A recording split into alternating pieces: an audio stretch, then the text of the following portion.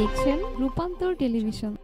কাদের সিদ্দিকী, আপনারা জানেন লতিফ কাদের সিদ্দিকী, তিনি এখানে এসেছিল এবং তার এখানে যারা সাঙ্গপাঙ্গ ছিল এরা দেশ নিয়ে গভীর ষড়যন্ত্র করছে।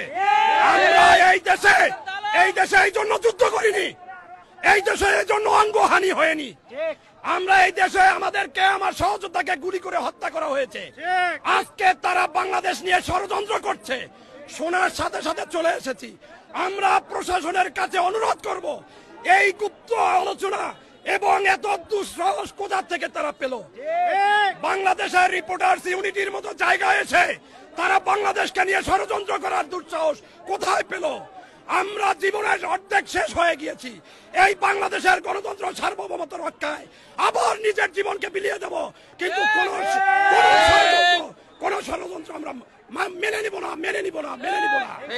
আপনি যদি আমাদের এই ভিডিওটি ফেসবুক থেকে দেখে থাকেন তাহলে অবশ্যই লাইক, কমেন্ট ও শেয়ার করতে ভুলবেন না। আর যদি ইউটিউব থেকে দেখে থাকেন তাহলে অবশ্যই সাবস্ক্রাইব করে বেল বাটনটি বাজিয়ে দিন। এরকম আরো নিত্য নতুন নিউজ পেতে আমাদের সাথে থাকুন।